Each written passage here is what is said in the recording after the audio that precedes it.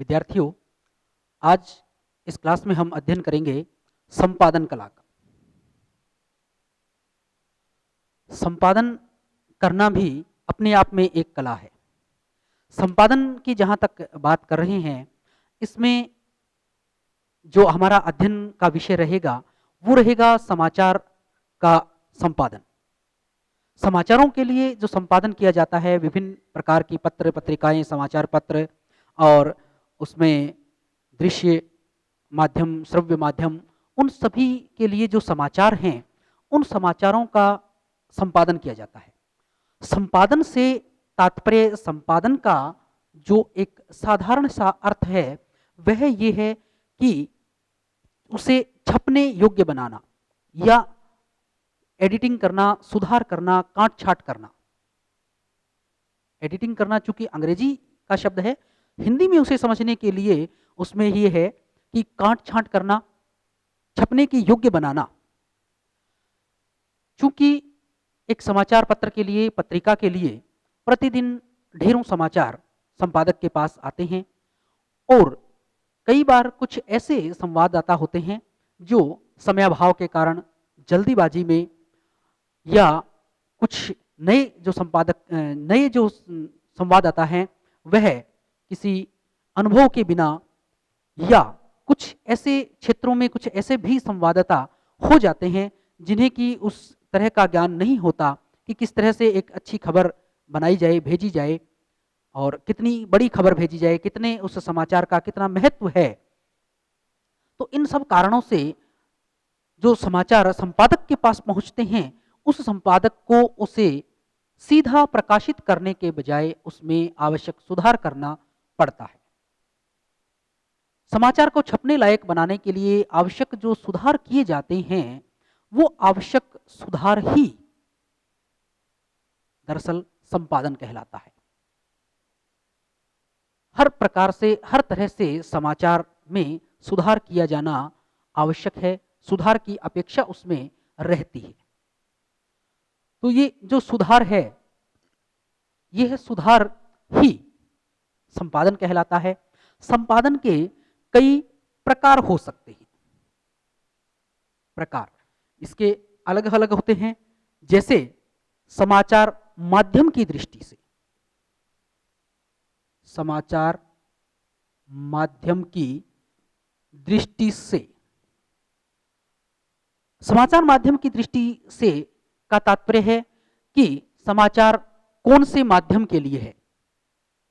वह print media के लिए, लिखित माध्यम के लिए या समाचार पत्र पत्रिका के लिए है, अर्थात वह दृश्य माध्यम के लिए है या श्रव्य दृश्य माध्यम के लिए है। इस आधार पर भी समाचारों का संपादन किया जाता है, उसमें काटछाट की जाती है। क्योंकि समाचार यदि केवल दृश्य माध्यम के लिए है, प्रिंट मीडिया के लिए है, केवल उसे प्रिंट किया जाना है, छापना है, उसके आधार पर उसमें अलग तरह से एक संपादन किया जाएगा। और यदि समाचार दृश्य और श्रव्य दोनों प्रकार के माध्यम के लिए तैयार किया जाना है, तो उसमें अलग तरह से संपादन किया जाएगा। क्योंकि समाचार में जो समाचार केवल दृश्य माध्यम के लिए है, उसमें उसके 3 चीज होंगे: शीर्षक, आमुख और उसका शरीर। लेकिन जब समाचार श्रव्य दृश्य माध्यम के लिए होगा, तब उसमें केवल शीर्षक और शरीर 2 ही चीज होंगी, तब उसमें आमुख नहीं होता। ऐसी स्थिति में जो संपादन किया जाता है वह इन तत्वों को ध्यान में रखकर किया जाता है कि यदि समाचार दृश्य माध्यम के लिए है तो उसमें उसका शीर्षीकरण किया जाएगा, शीर्षक सुंदर दिया जाएगा, शीर्षक आकर्षक होगा, शीर्षक उसके अनुकूल होगा, उसमें रोचकता होगी और वह उसके हर प्रकार से उसे इस तरह का शीर्षक लगना चाहिए कि पाठक उसे देखते ही उसकी तरफ आकृष्ट हो जाए, उसे लगे कि इस समाचार में ऐसा कुछ है कि इसे पूरा और विस्तार से पढ़े जाने की आवश्यकता है। दूसरी तरफ यदि समाचार दृश्य श्रव्य माध्यम के लिए है तो उसमें केवल उसका शीर्षक और उसका शरीर दोनों चीजें रहेगी। लेकिन पहले बात कर ली जाए कि केवल दृश्य माध्यम के लिए तो उसके शीर्षक और शीर्षक के बाद उसका आमुख, जो उससे संबंधित ही उसका थोड़ा सा विस्तार समाचार का दिया जा रहा है। समाचार के बारे में अन्य दूसरी महत्वपूर्ण बातें बताई जा रही है कि क्या क्या महत्वपूर्ण चीजें इस समाचार में आ रही हैं, और उसके बाद समाचार का मुख्य भाग उसका शरीर। लेकिन जब दृश्य श्रव्य माध्यम है तो उसमें तस्वीरों को भी दिखाया जा रहा है, दृश्य भी दिखाए जा रहे हैं, उन दृश्यों का भी संपादन किया जाना आवश्यक है, क्योंकि कौन सी तस्वीरें दिखाए जाने योग्य है, कौन सी तस्वीरें दिखाए जाने योग्य नहीं है, इसका निर्धारण भी संपादक के द्वारा किया जाना है। दृश्य श्रव्य माध्यम के लिए उसका शीर्षक निश्चित किया जाता है। शीर्षक ठीक उसी तरह से जिस तरह से दृश्य माध्यम के लिए है कि वह सुंदर होना चाहिए, आकर्षक होना चाहिए, अनुकूल होना चाहिए, उपयुक्त होना चाहिए, दूसरा कोई उपयुक्त शीर्षक नहीं होना चाहिए, वैसे ही दृश्य श्रव्य माध्यम के लिए भी शीर्षक उसी प्रकार का होना चाहिए। और दूसरा, सीधे उसके शरीर की बात की जा रही है, क्योंकि उसमें समाचार को बोलकर और दृश्यों के माध्यम से दिखाकर व्यक्त किया जा रहा है, वो खबर बोलकर सुनाई जा रही है, इसलिए उसमें आमुख का कोई स्थान नहीं होता है। और जब आमुख का स्थान नहीं है तो उसके शरीर पर, मुख्य खबर पर सीधी बात चली जाती है और मुख्य खबर का ही संपादन किया जाता है। दूसरा संपादन का प्रकार हो सकता है समाचार तत्वों की दृष्टि से।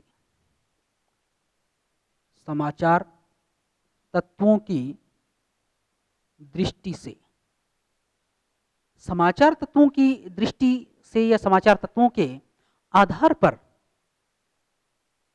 भी समाचार का संपादन किया जाता है कि उसमें कौन कौन से तत्व हैं। अनेक विद्वानों ने समाचारों में अनेक अलग अलग प्रकार के तत्व बताए हैं, तो उन तत्वों के आधार पर, जो तत्व इसमें है, उन तत्वों के आधार पर समाचार का संपादन किया जाता है, उसकी एडिटिंग, उसमें काट छांट की जाती है। अगला प्रकार है समाचार की दृष्टि से। समाचार की दृष्टि से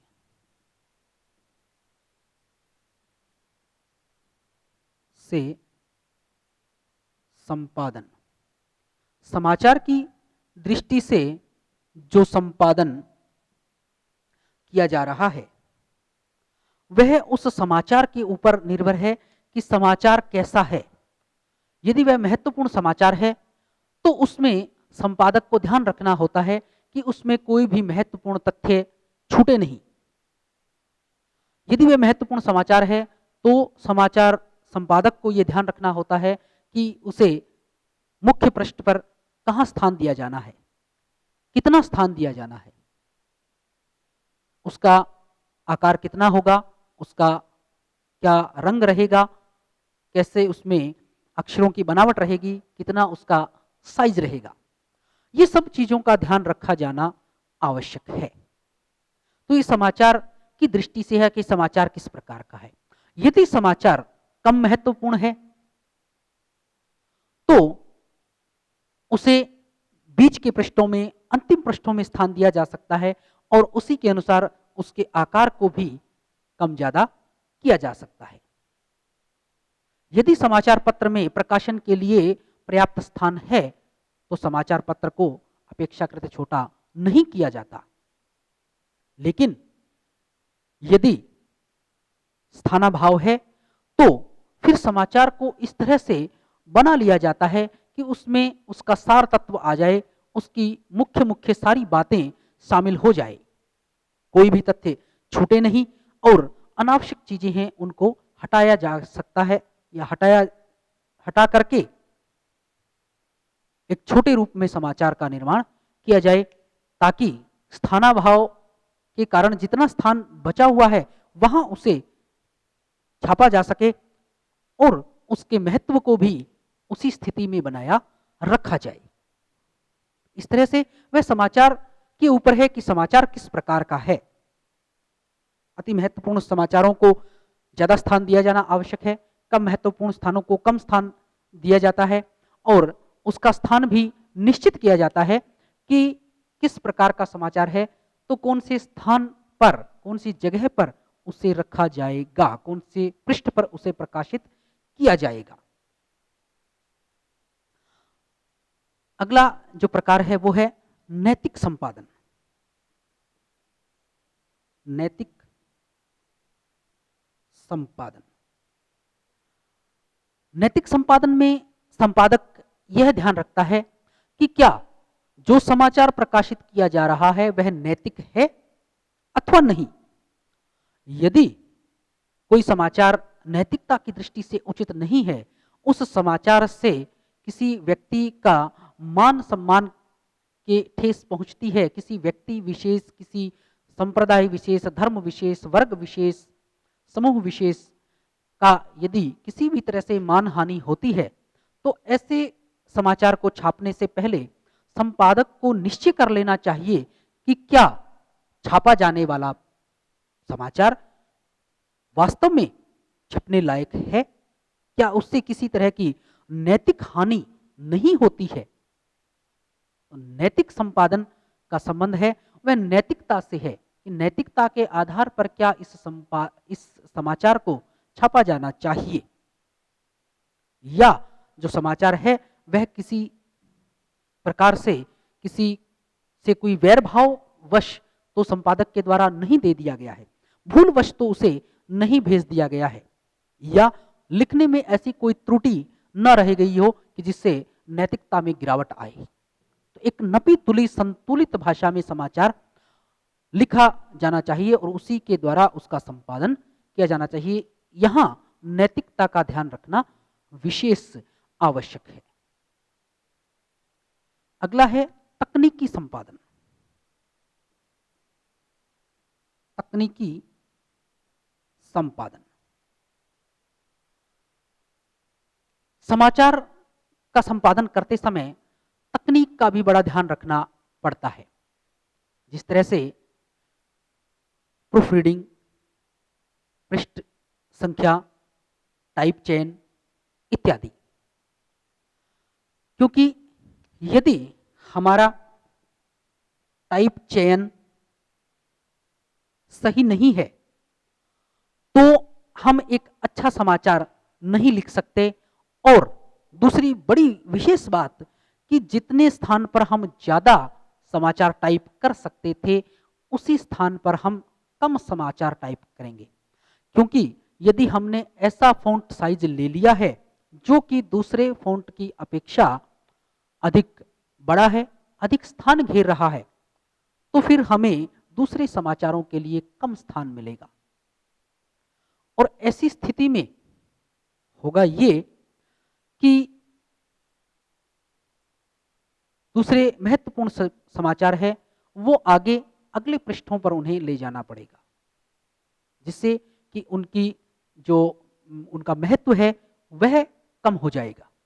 इसलिए समाचारों का संपादन करते समय इस चीज का विशेष ध्यान रखा जाए कि उसका टाइप है उसका सही प्रकार से चयन किया जाए। इसी तरह से है प्रूफ रीडिंग। प्रूफ रीडिंग भी अपने आप में एक महत्वपूर्ण तत्व है संपादन का, जो तकनीकी संपादन के अंतर्गत आता है। सबसे महत्वपूर्ण कार्य इसी को माना जाना चाहिए, क्योंकि जब तक प्रूफ रीडिंग अच्छी नहीं होगी तब तक समाचार में खामी रहना लाजमी है। एक अच्छा प्रूफ रीडर समाचार की प्रत्येक प्रकार की कमी को, प्रत्येक प्रकार की गलती को दूर करता है, उसे निकालता है। और यदि वह ऐसा नहीं करेगा, अगर उसके काम में किसी तरह की कमी रह जाएगी तो समाचारों में भी वह कमी रह जाएगी और जिससे पाठक तक समाचार की आवाज सही तरीके से नहीं पहुंचेगी। समाचार जो कहना चाहता है वह सूचना, वह समाचार पाठकों तक सही रूप में नहीं पहुंच पाएगा। उसके बाद है पृष्ठ सज्जा। पृष्ठ सज्जा यह भी एक तकनीकी संपादन का ही भाग है कि पृष्ठ सज्जा किस प्रकार की जाए। पृष्ठ सज्जा आकर्षक होनी चाहिए, ऐसा सजावट पृष्ठों की जाए, ऐसे टाइप चयन किया जाए, ऐसे रंगों को चुना जाए ताकि पाठक देखते ही उसकी तरफ आकर्षित हो जाए। तो ये 3 महत्वपूर्ण चीजें हैं तकनीकी संपादन या संपादन के अंतर्गत, क्योंकि तकनीकी संपादन भी अपने आप में विशेष महत्व रखता है संपादन कला के अंतर्गत। इसके बाद है संपादन की प्रक्रियाएं। संपादन जो किया जाता है उसमें एक संपादक अनेक प्रक्रियाओं से गुजरता है, अनेक प्रकार की प्रक्रिया उसे करनी पड़ती है। प्रक्रियाएं जिसमें सबसे पहले है समाचार का वर्गीकरण। समाचार का वर्गीकरण, समाचार का वर्गीकरण किया जाता है क्योंकि एक संपादक के पास दिन भर में अनेक समाचार आते हैं। उसमें से कुछ समाचार महत्वपूर्ण होते हैं, कुछ अत्यंत महत्वपूर्ण होते हैं, कुछ साधारण होते हैं और कुछ समाचार ऐसे होते हैं जो किसी भी तरह से छपने लायक नहीं होते हैं। तो ऐसे समाचारों में उनका वर्गीकरण किया जाना आवश्यक है। अत्यंत महत्वपूर्ण समाचारों को अलग निकाला जाता है, उसके बाद महत्वपूर्ण, उसके बाद साधारण और उसके बाद वो निकृष्ट श्रेणी के समाचार जिन्हें यदि स्थान मिले तो कहीं थोड़ा बहुत स्थान दिया जा सकता है, उन पर विचार किया जा सकता है। यदि स्थान नहीं है तो उनका छपना कोई आवश्यक नहीं होता है। तो इस तरह से अलग अलग प्रकार से उनका वर्गीकरण किया जाता है। वह उनके महत्व पर है, उनके प्रकार पर है कि किस प्रकार का, किस महत्व का समाचार है। इस प्रकार से ये एक वर्गीकरण, उनका चयन, उनकी छंटनी की जाती है। अगली प्रक्रिया है संक्षिप्तीकरण की।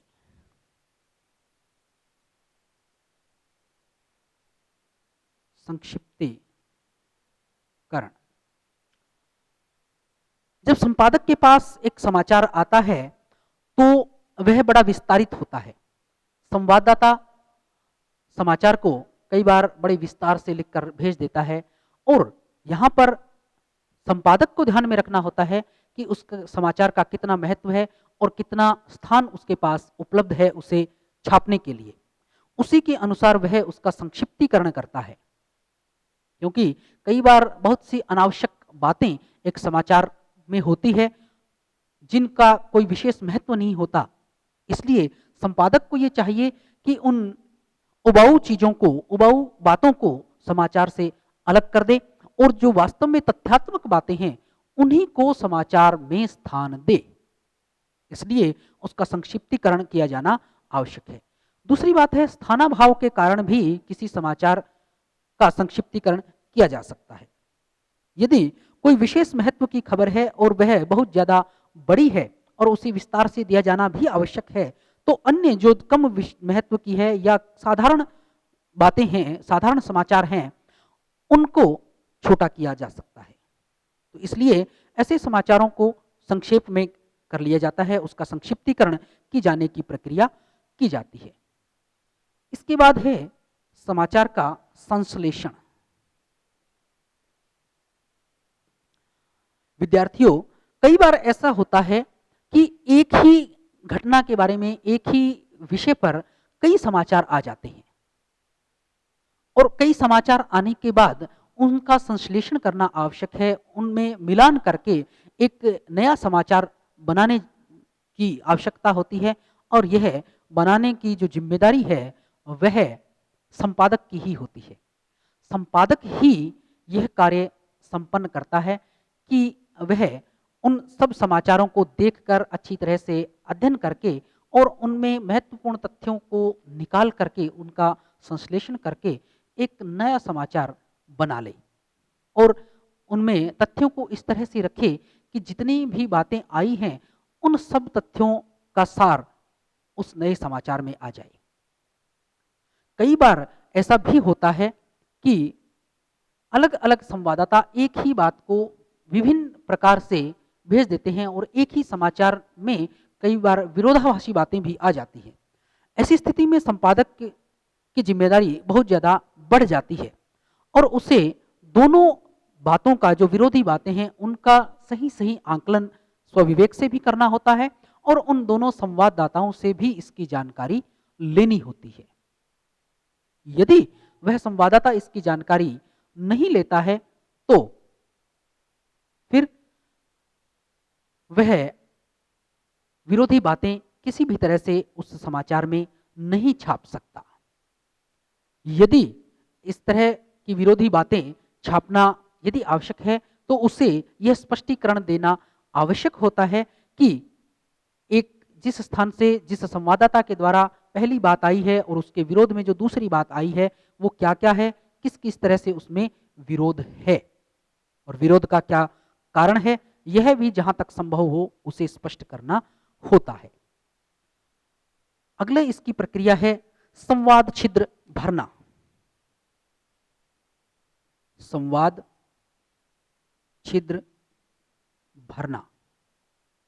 कई बार क्या होता है कि समयाभाव के कारण जल्दीबाजी में संवाददाता है वो आधी अधूरी समाचार भेज देता है जिसमें कई तथ्य लुप्त रह जाते हैं।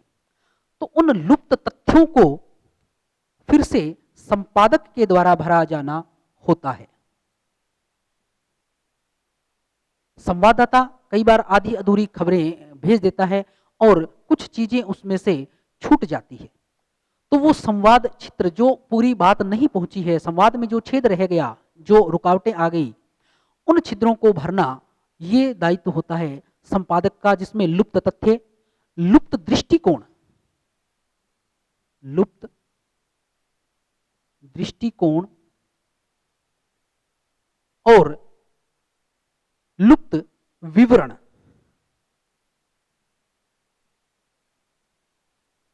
इन तीनों को पूरा करने का कार्य एक संपादक पर होता है। वो लुप्त तथ्यों को पूरा करता है, जो आधी अधूरी बात है कि कहीं पर कोई दुर्घटना हुई है, कहीं कोई झगड़ा हुआ है, झगड़े का कारण क्या रहा, कितने लोग घायल हुए, कितने लोग मरे हैं, अस्पताल में क्या परिस्थिति है, वो सारी बातें होनी आवश्यक है।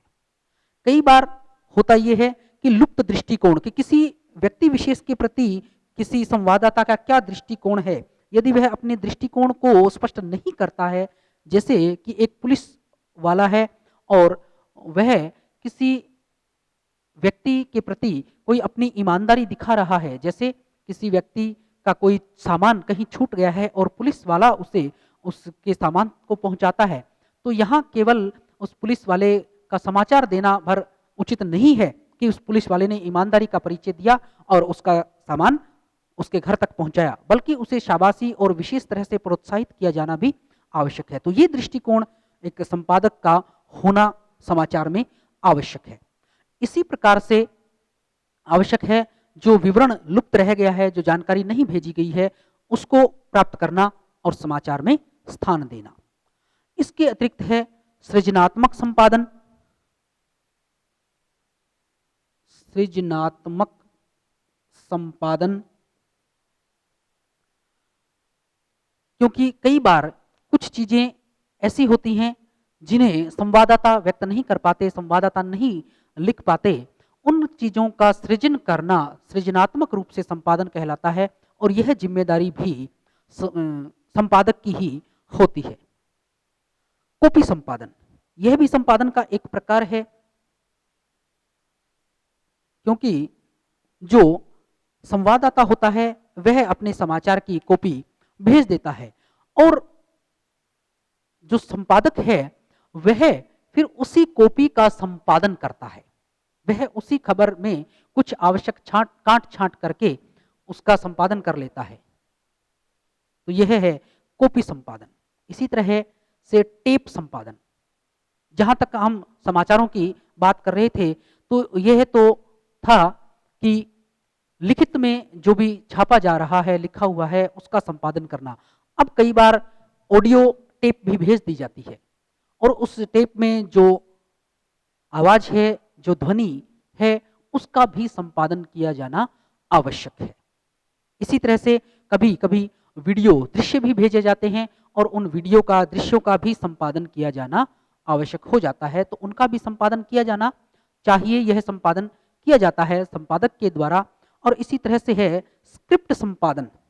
स्क्रिप्ट संपादन वह संपादन है जिसमें जो दृश्य श्रव्य साधन है, उनके लिए जब समाचार लिखा जाता है तो उसमें समाचार की जो स्क्रिप्ट तैयार की जाती है, जो आलेख तैयार किया जाता है, उसमें भी संपादन की आवश्यकता अनुभव की जाती है और उसका भी संपादन किया जाना आवश्यक होता है। तो विद्यार्थियों, ये तो थी वे प्रक्रियाएं जो एक संपादन के दौरान पूरी की जाती है। इसके अतिरिक्त है संपादन का तकनीकी पक्ष, कि संपादन जो किया जाता है उसमें क्या क्या किया जाता है। तकनीकी पक्ष क्या है? ये तो वे प्रक्रियाएं हैं जो हम उस समाचार के प्रति करते हैं, समाचार के लिए करते हैं। इसके बाद है तकनीकी पक्ष, कि तकनीक के क्षेत्र में क्या किया जा रहा है। तकनीक के क्षेत्र में विद्यार्थियों ये है कि टाइप चयन या निर्धारण, टाइप चयन या निर्धारण। विद्यार्थियों, समाचार को प्रकाशित करने से पहले उसका टाइप का चयन किया जाएगा, टाइप का निर्धारण किया जाना होता है कि किस टाइप में उसे छापा जाएगा, किस प्रकार का समाचार होगा, अर्थात उसके लिए कितने बड़े अक्षर होंगे, उसकी हेडिंग के लिए कौन सा रंग होगा, उसे गहरे काले अक्षरों में छापा जाना है, उसका आकार कितना बड़ा होगा, और उसके बाद जो मुख्य खबर है जिसे उसका शरीर कहा गया है वह किस प्रकार की होगी, उसके लिए कौन से टाइप का चयन किया जाए। तो ये सब निर्धारित एक संपादक के द्वारा किया जाता है। ये है संपादक का एक तकनीकी पक्ष। दूसरा है proof reading. Proof reading, proof reading ये है कि जो भी समाचार छापा जाना है, सबसे पहले उसकी प्रूफ रीडिंग की जाती है, उसे पहले तैयार किया जाता है, लिख लिया जाता है। पहले ये किया जाता था, जो भी समाचार आता था उनकी कतरनों को रख करके, देख करके, लेकिन अब उसको पहले लिखा जाता है और लिखकर उसमें यह देखा जाता है कि कहीं कोई त्रुटि तो नहीं रह गई है, कहीं कोई कमी तो नहीं रह गई है। यदि उस समाचार में कहीं भी किसी भी प्रकार की कोई कमी रह गई है, किसी भी प्रकार की कोई त्रुटि रह गई है, तो उस त्रुटि को दूर किया जाता है, उस त्रुटि को दूर किया जाना आवश्यक है। तो प्रूफ रीडर है, उसकी जिम्मेदारी बहुत ज्यादा होती है और प्रूफ रीडर उन गलतियों को, त्रुटियों को निश्चित करता है कि कौन कौन सी जगह कमियां हैं जिनको सुधारा जाना अपेक्षित है। तो प्रूफ रीडिंग का काम किया जाता है प्रूफ रीडर के द्वारा, जो कि एक तकनीकी संपादन का पक्ष है। इसके बाद किया जाता है मेकअप या पृष्ठ सज्जा। मेकअप, पृष्ठ सज्जा। मेकअप या पृष्ठ सज्जा के लिए पहले अखबारों के लिए जो समाचार आते थे उनकी कतरनों को इकट्ठा करके, लगा करके, रख करके देखा जाता था, लेकिन वर्तमान में यह कंप्यूटर के स्क्रीन पर किया जाने लगा है। स्क्रीन पर सब पृष्ठों को पहले सजा लिया जाता है और जहां सुधार की अपेक्षा होती है वहां उसमें सुधार किया जाता है। पृष्ठ सज्जा का भी अपना एक महत्व है। पृष्ठ सज्जा करके अखबार को, समाचार पत्र को और ज्यादा आकर्षित बनाया जा सकता है और उसके आकर्षण के कारण ही कहीं ना कहीं उसकी प्रगति होती है, उसकी बिक्री भी बढ़ती है। और नए-नए द्वार उस समाचार पत्र के खुलते जाते हैं। तो पृष्ठ सज्जा, टाइप चेन और प्रूफ रीडिंग ये कुछ इसके तकनीकी पक्ष हैं और इन तकनीकी पक्षों का भी ध्यान रखना अति आवश्यक है। क्योंकि टाइप चेन यदि गलत कर लिया जाएगा तो उतना स्थान उन महत्वपूर्ण स्थान समाचारों को नहीं दिया जा सकेगा जो स्थान उन्हें दिया जाना चाहिए। और इसी प्रकार यदि प्रूफ रीडिंग नहीं की जाएगी, पहले से उसे त्रुटियों को नहीं देखा जाएगा, तो समाचारों में अनेक प्रकार की गलतियां प्रकाशित हो सकती हैं। और यदि पृष्ठ सज्जा अच्छी तरह से नहीं की जाती, सुंदर पृष्ठ सज्जा नहीं की जाती है, तो समाचार आकर्षक नहीं लगेगा। तो इस प्रकार से इसकी प्रक्रियाओं में जहां इसका वर्गीकरण किया जा रहा है, संश्लेषण किया जा रहा है, संक्षिप्तीकरण किया जा रहा है, संवाद चित्र भरे जा रहे हैं, टेप, वीडियो, स्क्रिप्ट, कॉपी, इन सब का संपादन किया जा रहा है, इसी के साथ तकनीकी पक्षों पर भी ध्यान देना अति आवश्यक है। विद्यार्थियों, ये था संपादन कला। अगली क्लास में हम अध्ययन करेंगे मीडिया लेखन, मीडिया से संबंधित लेखन कार्य। धन्यवाद।